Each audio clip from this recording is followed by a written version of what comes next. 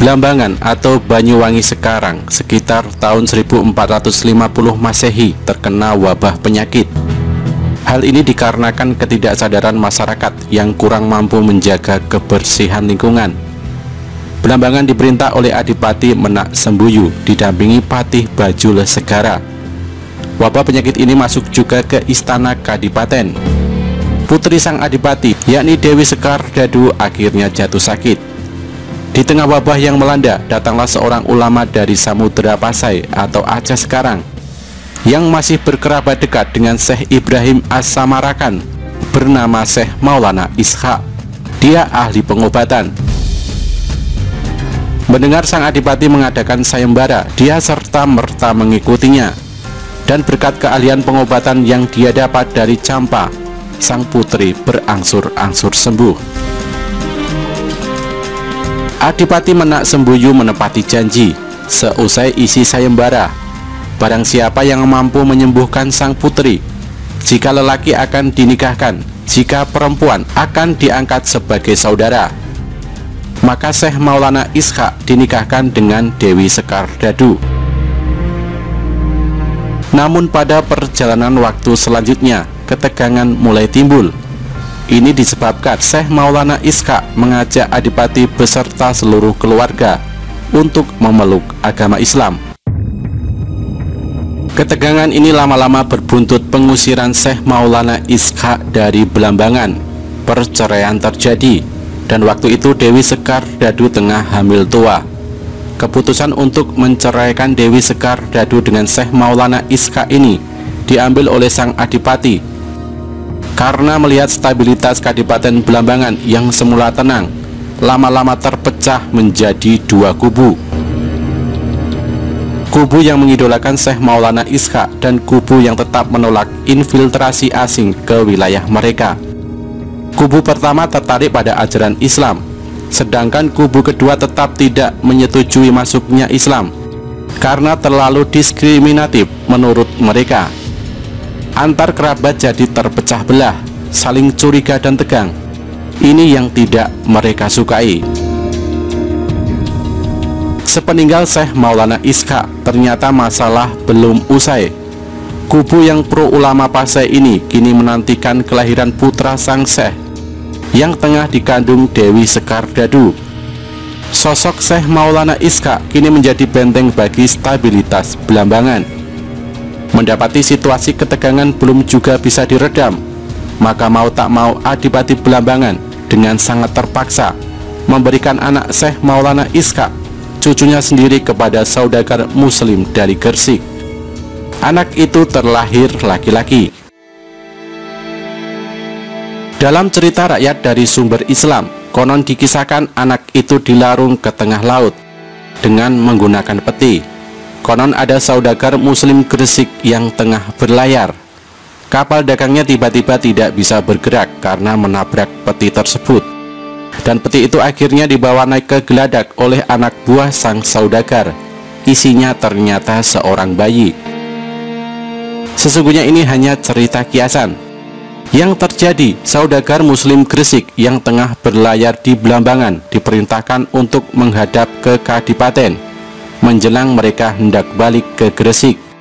Inilah maksudnya kapal itu tidak bisa bergerak.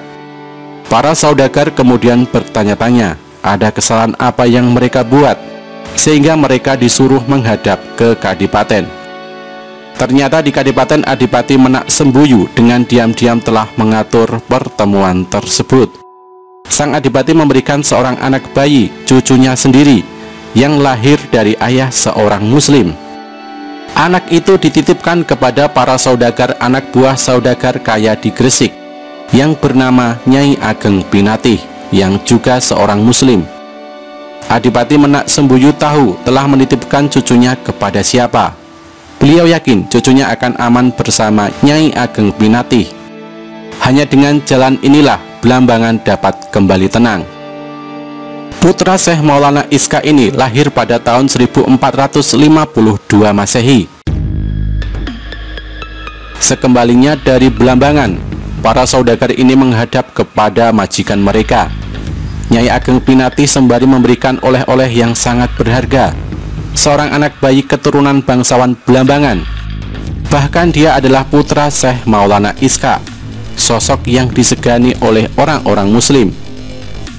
Nyai Ageng Pinatih tidak berani menolak sebuah anugerah tersebut.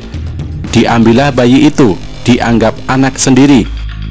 Karena bayi itu hadir seiring kapal selesai berlayar dari samudera, maka bayi tersebut dinamakan Jaka Samudra oleh Nyai Ageng Pinatih. Jaka Samudra dibawa menghadap ke Ampel Denta menjelang usia 7 tahun. Dia tinggal di sana, belajar agama dari Sunan Ampel. Sunan Ampel yang tahu siapa Jaka Samudra yang sebenarnya dari Nyai Ageng Pinatih, maka sosok anak ini sangat dia perhatikan dan diistimewakan. Sunan Ampel menganggapnya anaknya sendiri. Sunan Ampel dari hasil perkawinannya dengan kakak kandung Adipati Tuban Aryateja memiliki 8 putra dan putri. Yang penting untuk diketahui adalah Magdum Ibrahim, nama campanya Bong Ang, kelak terkenal dengan sebutan Sunan Benang. Lama-lama pengucapannya berubah menjadi Sunan Bonang. Yang kedua Abdul Qasim, terkenal kemudian dengan nama Sunan Derajat. Yang ketiga Maulana Ahmad, yang terkenal dengan nama Sunan Lamongan.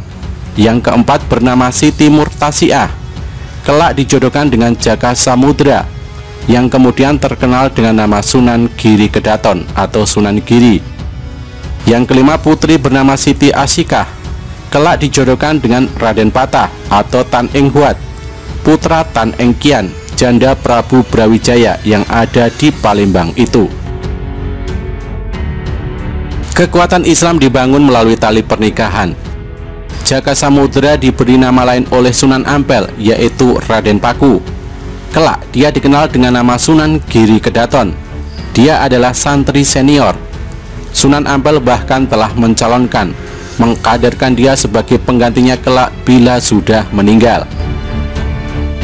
Sunan Giri sangat radikal dalam pemahaman keagamaannya. Setamat berguru dari Ampel Denta, dia pulang ke Gresik. Di Gresik dia menyatukan komunitas muslim di sana. Dia mendirikan pesantren, terkenal dengan nama Pesantren Giri. Namun dalam perkembangannya, pesantren Giri memaklumatkan lepas dari kekuasaan Majapahit yang dia pandang negara kafir. Pesantren Giri berubah menjadi pusat pemerintahan, maka dikenal dengan nama Giri Kedaton atau Kerajaan Giri. Sunan Giri mengangkat dirinya sebagai khalifah Islam dengan gelar Prabu Satmata atau penguasa bermata enam.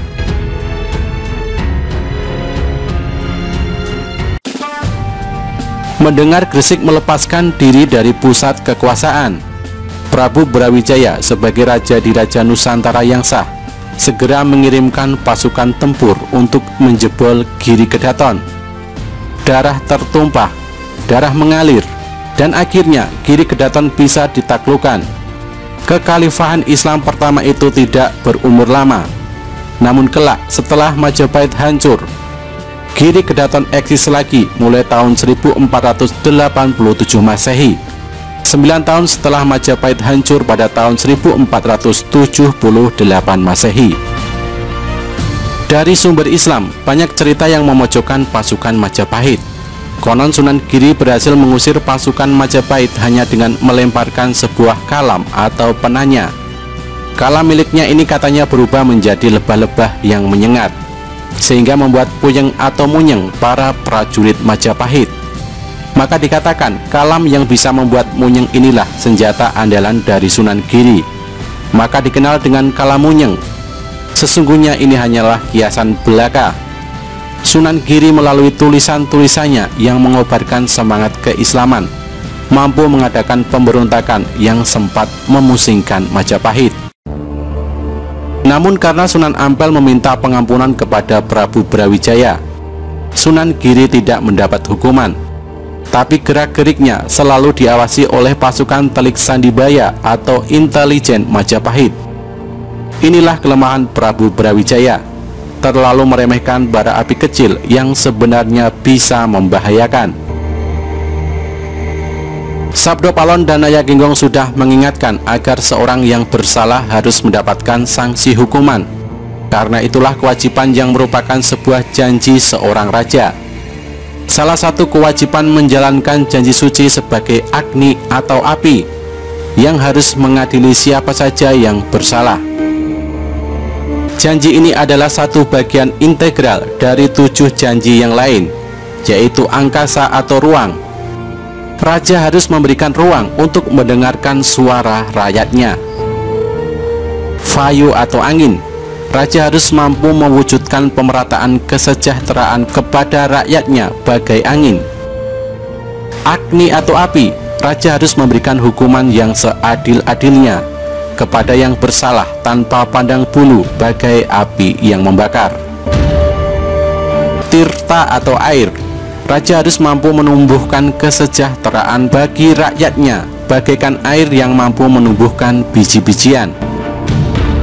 Prithvi atau tanah, raja harus mampu memberikan tempat yang aman bagi rakyatnya, menampung semuanya tanpa ada diskriminasi, bagaikan tanah yang mau menampung semua manusia. Surya atau matahari, raja harus mampu memberikan jaminan keamanan kepada seluruh rakyat tanpa pandang bulu, seperti matahari yang memberikan kehidupan kepada Mayapada. Candra atau bulan, raja harus mampu mengangkat rakyatnya dari keterbelakangan, dari kebodohan, dari kegelapan, bagaikan sang rembulan yang menyinari kegelapan di malam hari. Dan yang terakhir adalah Kartika atau bintang. Raja harus mampu memberikan aturan-aturan hukum yang jelas, kepastian hukum bagi rakyat demi kesejahteraan, kemanusiaan, keadilan, bagaikan bintang gemintang yang mampu menunjukkan arah mata angin dengan pasti di kala malam menjelang. Inilah 8 janji raja yang disebut Astavrata atau Astobroto dalam pengucapan Jawa. Dan menurut Sabdo Palon dan Nayagenggong, Prabu Brawijaya telah lalai menjalankan janji sucinya sebagai Agni. Mendapati kondisi memanas seperti ini, Sunan Ampel mengeluarkan sebuah fatwa, haram hukumnya menyerang Majapahit. Karena bagaimanapun juga Prabu Brawijaya adalah imam yang wajib dipatuhi. Setelah keluar fatwa dari pemimpin Islam se-Jawa, konflik mulai mereda. Namun bagaimanapun juga, di kalangan orang-orang Islam diam-diam terbagi menjadi 2 kubu, yaitu kubu yang mencita-citakan berdirinya kekhalifahan Islam Jawa, dan kubu yang tidak menginginkan berdirinya kekhalifahan itu. Kubu kedua ini berpendapat, dalam naungan kerajaan Majapahit yang notabene sifat Buddha, umat Islam diberi kebebasan untuk melaksanakan ibadah agamanya. Bahkan syariat Islam pun boleh dijalankan di daerah-daerah tertentu. Kubu pertama dipelopori oleh Sunan Giri, sedangkan kubu kedua dipelopori oleh Sunan Kalijaga, putra Adipati Tuban Arya Teja, keponakan dari Sunan Ampel. Kubu Sunan Giri mengklaim bahwa golongan mereka memeluk Islam secara kafah, secara bulat-bulat, maka pantas disebut putihan atau kaum putih. Dan mereka menyebut kubu yang dipimpin Sunan Kalijaga sebagai abangan atau kaum merah. Bibit perpecahan di dalam orang-orang Islam sendiri mulai muncul. Hal ini hanya bagaikan api dalam sekam ketika Sunan Ampel masih hidup. Kelak ketika Majapahit berhasil dijebol oleh para militan Islam, dan ketika Sunan Ampel sudah wafat, kedua kubu ini terlibat pertikaian frontal yang berdarah-darah. Yang paling parah dan memakan banyak korban, sampai-sampai para investor dari Portugis melarikan diri ke Malaka. Dan menceritakan di Jawa Tengah terjadi anarkis yang mengerikan. Adalah pertikaian antara Arya Penangsang, santri Sunan Kudus, penguasa Jipang Panolan dari kubu Putihan, dengan Jaka Tingkir atau Mas Karebet, santri dari Sunan Kalijaga, penguasa Pajang dari kubu Abangan.